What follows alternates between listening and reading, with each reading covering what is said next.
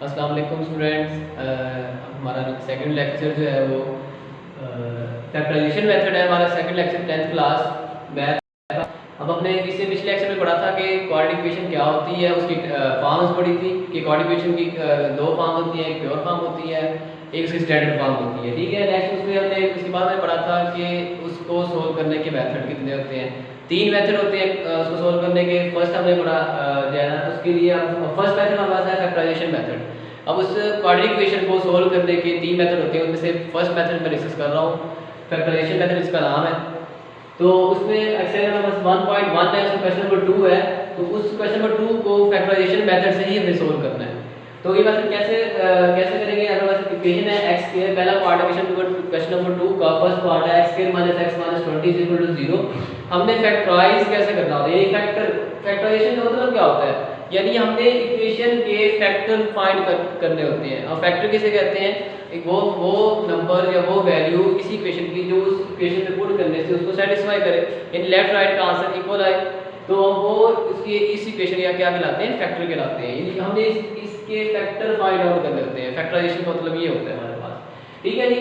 अब x square minus x minus 20, तो factor हमने इसके फैक्टर फाइंड करने को कैसे फाइंड करेंगे। हमारे पास ये कांस्टेंट होता है लास्ट में 20 है, इस 20 को हमने जो x स्क्वायर के साथ कोएफिशिएंट होगा उससे मल्टीप्लाई करवाना होगा। अगर किसी कोएफिशिएंट नहीं होगा तो उसके साथ कोएफिशिएंट क्या होता है, हमारे पास 1 होता है। तो 20 को हम 1 से मल्टीप्लाई करवाएंगे, तो 21 मल्टीप्लाई 20 आ गया, 21 सा 20। अब हमने दो नंबर ऐसे सोचने होते हैं जिसको अगर हम जिनका प्रोडक्ट अगर लें मल्टीप्लाई करवाएं तो वो 20 आना चाहिए, और उन्हीं दोनों को प्लस या माइनस करवाने से आपका ये दरमियान वाला मिड वाला नंबर आना चाहिए।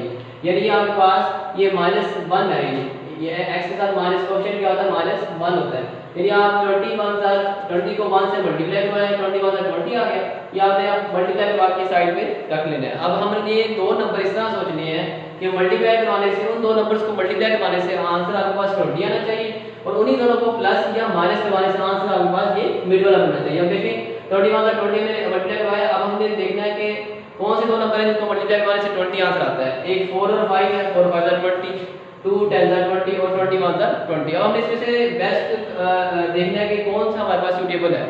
अब 4 5 20 होता है, अगर 4 में से या 5 में से 4 हम सब्ट्रैक्ट करें तो आंसर क्या आता है, 1 आता है हमारे पास। ठीक है, अगर 10 ये वाला अगर हम ये यूज करते हैं, अगर हम 10 2 20, लेकिन 10 में से 2 अगर माइनस करता हूं तो वो आपके पास आंसर 8 आता है, लेकिन हमारे पास मिड में -1 आना चाहिए।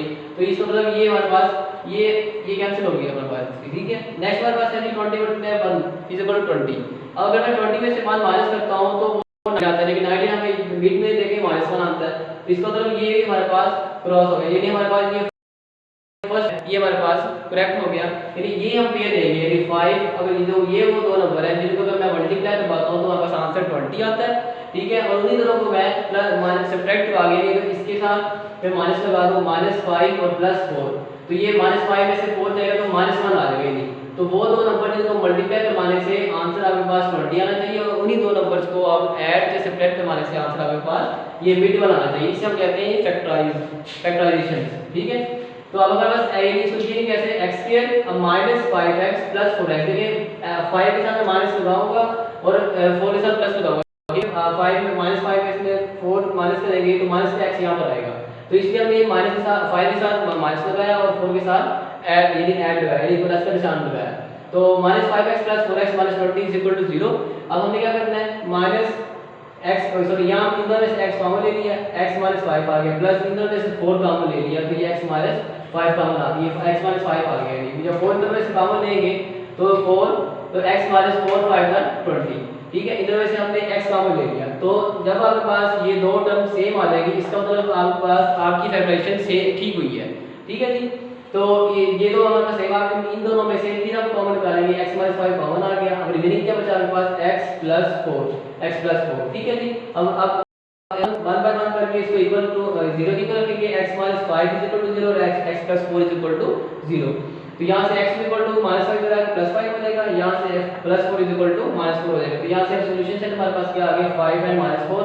ये वो दो फैक्टर हैं जो अगर हम इसमें 1 बाय 1 करके पुट करें तो ये इक्वेशन को सेटिस्फाई करते हैं। तो फैक्टराइजेशन का मतलब ये होता है कि कोई भी गिवन इक्वेशन हो उसके हमने फैक्टर फाइंड आउट करने होते हैं, और किस तरह फाइंड आउट करने होते हैं ये मैंने आपको स्टार्ट में सारा बता दिया आपको। ठीक है जी, तो नेक्स्ट हमारे पास है जी इसी तरह इसी क्वेश्चन नंबर 2 का फिफ्थ पार्ट है, तो कहता है इसको भी आप फैक्टराइज करो, लेकिन यहाँ पे जो हमें गिवन क्वेश्चन है वो फ्रैक्शन की फॉर्म में। तो आपको याद होगा मैंने इससे प्रीवियस लेक्चर में मैंने बताया कि हमारे पास जब फ्रैक्शन वाली इक्वेशन हो उसको हम क्वाड्रेटिक इक्वेशन में कैसे कन्वर्ट करते हैं, क्योंकि क्वेश्चन नंबर 1 हमारे पास प्रीवियस लेक्चर में यही था कि हमने उनमें उनको क्वाड्रेटिक इक्वेशन उन इक्वेशन को सोल्व करके क्वाड्रेटिक इक्वेशन बनाना था और पॉइंट आउट करना था कौन सी प्योर है और कौन सी स्टैंडर्ड है। तो इससे पिछले पिछले लेक्चर में जो है ना मैंने उसमें आपको एक इसी इक्वेशन को जो आपके पास फ्रैक्शनल इक्वेशन है इनको मैंने सोल्व करके क्वाड्रेटिक इक्वेशन में कन्वर्ट करना आपको बताया है। ठीक है, उसी तरह आपने इस इक्वेशन को पूरी को सोल्व करना है। ठीक है, इसको क्वाड्रेटिक इक्वेशन में कन्वर्ट करना है सिंपलीफाई करके। मैंने इसकी सिंपलीफाई फॉर्म मैंने यहाँ पर लिखी है, क्योंकि प्रीवियस लेक्चर में मैं आपको एक्सप्लेन कर चुका हूँ कि सिंपलीफाई कैसे करते होते हैं ये फ्रैक्शनल इक्वेशन को। तो इस फ्रैक्शनल इक्वेशन को सिंपलीफाई करके उसी तरह सेम ये आपके पास सिंपलीफाई फॉर्म आ जाएगी। पिछले लेक्चर में यानी जो पिछला पार्ट है इसका उसमें जब यहाँ तक इसको सोल्व करके यहाँ पर छोड़ देते थे, यानी इसका आंसर यहाँ पर लिखते थे ये स्टैंडर्ड फॉर्म है या प्योर फॉर्म है, जो भी थी उसके लिहाज से उसको लिखते थे ये प्योर फॉर्म है या स्टैंडर्ड फॉर्म है, तो यहाँ तक लाकर उसका आंसर लिख देते थे। लेकिन इस पार्ट में आपने इस क्वेश्चन से मजीद इसको फैक्टराइज करना है, क्योंकि हमारे पास क्वाड्रेटिक इक्वेशन को सोल्व कर रहे हैं तो हम क्या ना इसलिए क्वाड्रेटिक इक्वेशन को सोल्व करने का पहला मेथड फैक्टराइजेशन कर रहे हैं, इस तरीके से फैक्टराइज करना है इस इक्वेशन को। अब ये फ्रैक्शनल इक्वेशन थी, इसको फ्रैक्शनल इक्वेशन से हमने क्वाड्रेटिक इक्वेशन में कन्वर्ट कर दी है। इस क्वाड्रेटिक इक्वेशन को अब हमने सोल्व करना है किससे, फैक्टराइजेशन मेथड से। फैक्टराइजेशन मेथड क्या होता है, यानी उस इक्वेशन के फैक्टर ढूंढना, फैक्टर ना। अब ये है जी x² + x - 12 = 0। अब इसके फैक्टर हमने कैसे बनाएंगे, अब इसी तरह कोई मेथड है आपके पास लास्ट कांस्टेंट होता है ये वाला। ठीक है जी, इस कांस्टेंट को आपने x² के वेरिएबल के साथ जो कोएफिशिएंट होता है उससे मल्टीप्लाई करवाना होता है। तो यहाँ पर x² के साथ कोई भी कोएफिशिएंट नहीं होता, तो जिसके साथ कोएफिशिएंट नहीं होता उसके साथ 1 होता है हमारे पास। ठीक है जी, तो 12 × 1। अगर यहाँ पर कोई कोएफिशिएंट 2 हो 3 हो तो हम उसी से मल्टीप्लाई करवाएंगे, 2 से या 3 से। अब यहाँ पर कोई नहीं है तो हमारे पास कोएफिशिएंट क्या होगा, 1 होगा। तो 12 × 1 12 1 12, ये हमारे पास आंसर साइड पे आपने ये नोट डाउन कर लेना। ठीक है जी, अब 12 1 12 ये आ गया। अब हमने दो नंबर ऐसे हमने सोचने हैं जिनको मल्टीप्लाई करवाने से आंसर 12 आए और उन्हीं दोनों को प्लस या माइनस करवाने से आंसर हमारे पास मिड वाला आना चाहिए, यानी 1 आना चाहिए। ये 1x है, x का यानी 1x। तो अब आपके पास 12 देखते हैं, 12 किन टेबल में आता है या किन नंबरों में आता है। 4 और 3 को मल्टीप्लाई करवाने 12 आता है, 2 और 6 को मल्टीप्लाई करवाने से 12 आता है, 12 × 1 12 आता है। अब देखने से करेक्ट पेयर हमारे पास सूटेबल पेयर कौन सा हमारे पास। ठीक है जी, अब 4 3 12। ठीक है जी, 4 और 3 में से 4 में से 3 में माइनस करता हूं तो 1 मिलता है हमारे पास, 1 मीनिंग में आता है। अगर ये देखते हैं तो 6 2 12 और 6 में से इन दो को मल्टीप्लाई करवाऊं तो 12 तो आ रहा है, लेकिन देखता हूं तो प्लस माइनस करने से क्या मिड वाला आता है दो नंबर्स को। तो 6 में से 2 क्या 4 आता है, लेकिन 4 मिड में नहीं आ, यहां गिवन में हमारे 4 नहीं है, 1 है। तो ये भी हमारे पास रॉन्ग हो गया पेयर। ठीक है जी, इस तरह 12 12 12 में से अगर 12 12 प्रोडक्ट आंसर तो 12 आ रहा है, लेकिन अगर इनको इन्हीं को माइनस करो 12 में से 1 माइनस करो तो हमारे पास 11 आंसर आता है, जो कि हमारे पास गिवन इक्वेशन में नहीं है। तो हमारे पास इसलिए दो पेयर हमारे पास सूटेबल नहीं है। फर्स्ट पेयर हमारे पास सूटेबल है, यानी 4 और 3 को इन्हीं दो नंबर्स को मल्टीप्लाई करवाएं तो आंसर 12 आता है, और इन दोनों को सब्ट्रैक्ट करवाऊंगा, 4 में से 3 माइनस कर दूं तो हमारे पास आंसर 1 है। तो इसको मैं लिखूंगा कैसे, x², ये 4 और 3 ये वाला पेयर 4, अब इसके साथ ये नहीं लिखूंगा 4x - 3x, ये x x साथ लगाना है, क्योंकि हमने 4x में से 3x माइनस करेंगे तो हमारे पास क्या आएगा, मिड वाला x आ जाएगा। तो यही दो नंबर हैं जिनको मल्टीप्लाई करवाने से आपके पास 4 का आंसर, ठीक है, और इन्हीं दोनों को प्लस या माइनस करवाने से आंसर मिड वाला आता है। तो आपके पास नेक्स्ट हमारे पास इनमें से x कॉमन ले लूंगा, x + 4 आ जाएगा, माइनस इनमें से 3 कॉमन ले लूंगा, माइनस माइनस क्या हो जाएगा प्लस, यानी माइनस माइनस प्लस हो जाएगा, तो 3 4 12। तो ये दोनों आपके पास अगर सेम ब्रैकेट में सेम नंबर ये कॉमन आते हैं, इसका मतलब आपने फैक्टराइजेशन ठीक की है बिल्कुल। तो ये x प्लस इन दोनों में से फिर x + 4 कॉमन आ जाएगा, तो ये x + 4 = 0 रख लेंगे और x - 4 = x - 3 = 0 रख लेंगे। ठीक है, ये x = -4 आ जाएगा, ये x = 3 आ जाएगा। इसमें सेट में आपके पास दो नंबर आ गए -4 और 3। नेक्स्ट ये हमारे पास क्वाड्रेटिक इक्वेशन का फर्स्ट मेथड था फैक्टराइजेशन मेथड। उस क्वाड्रेटिक इक्वेशन को सोल्व करने के 3 मेथड है। सेकंड मेथड हमारे पास है कंप्लीटिंग स्क्वायर मेथड, यानी क्वाड्रेटिक इक्वेशन को सोल्व करने का नेक्स्ट जो हमारे पास मेथड है वो कंप्लीटिंग स्क्वायर मेथड है। lx² + mx + n = 0, ये आपको गिवन इक्वेशन दी गई है। ठीक है, ये भी क्वाड्रेटिक फर्स्ट स्टेप इक्वेशन को सोल्व करने के 3 मेथड हैं। करवा दी है फैक्टराइजेशन मेथड, ठीक है। इसके रिमेनिंग पार्ट इसी तरह ही करने हैं आपने। नेक्स्ट हमारे पास है जी कंप्लीटिंग स्क्वायर मेथड। इसका सेकंड मेथड है कंप्लीटिंग स्क्वायर मेथड। इसको रिकॉर्डिंग किसी भी रिकॉर्डिंग इक्वेशन को कंप्लीटिंग स्क्वायर मेथड से कैसे सोल्व करना है, निकलेंगे आपके पास फैक्टरिंग, यानी किसी इक्वेशन के निकालने फैक्टरिंग है, ठीक है जी। अब कंप्लीटिंग स्क्वायर मेथड कैसे क्या होता है, इसको किस तरह सोल्व करते हैं किसी भी रिकॉर्डिंग इक्वेशन को कंप्लीटिंग स्क्वायर मेथड से। तो क्वेश्चन सबसे पहले क्वेश्चन आपको गिवन है, सबसे पहले आपने क्या करना है स्टेप 1 में जो कांस्टेंट गिवन होगा उसको आपने इक्वल टू के अदर साइड लेके जाना है, ठीक है जी। तो ये प्लस है तो इधर आगे क्या हो जाएगा, अदर साइड पे माइनस का n हो जाएगा। उसके बाद आपने वेरिएबल जो x स्क्वायर है, इस x स्क्वायर के साथ जो भी कोफिशिएंट होगा उसको आपने फिनिश करना है, खत्म करना है, ठीक है। तो खत्म कैसे करेंगे, इसी कोफिशिएंट से पूरी इक्वेशन को डिवाइड कर देंगे, divided by l on both side. इसको भी l से डिवाइड कर देंगे, इसको भी l से डिवाइड कर देंगे और इसको भी l से डिवाइड कर देंगे। तो ये सेम कैंसिल हो जाएगा, x के सिंपल बच जाएगा, ये m ओवर l बच जाएगा, x equal to minus n over l बच जाएगा, ठीक है। ये हमारे गिवन इक्वेशन बन जाएगी हमारे पास, ठीक है जी। अब हमने क्या करना है, कंप्लीटिंग स्क्वायर दरअसल मेथड का नाम कहां से शुरू हुआ कि हमने इक्वेशन के अंदर कंप्लीट स्क्वायर, हमने इस इक्वेशन को कंप्लीट स्क्वायर बनाना होता है, यानी कोई ऐसी चीज इसके अंदर ऐड करवानी होती है कि वो ऐड करवाने से ये कंप्लीट स्क्वायर बन जाए। यानी अब एक ऐसा नंबर इसमें ऐड करवाएंगे कि इस आपके लेफ्ट साइड ये कंप्लीट स्क्वायर बन जाएगा। जब कंप्लीट स्क्वायर, ये कंप्लीट स्क्वायर ही बनाना होता है हमने, ठीक है, इसलिए इसका नाम कंप्लीटिंग स्क्वायर रखा गया है। तो कंप्लीट स्क्वायर बना के हम नेक्स्ट फिर हम वहां से फैक्टर फाइंड आउट कर लेते हैं इसके, ठीक है जी।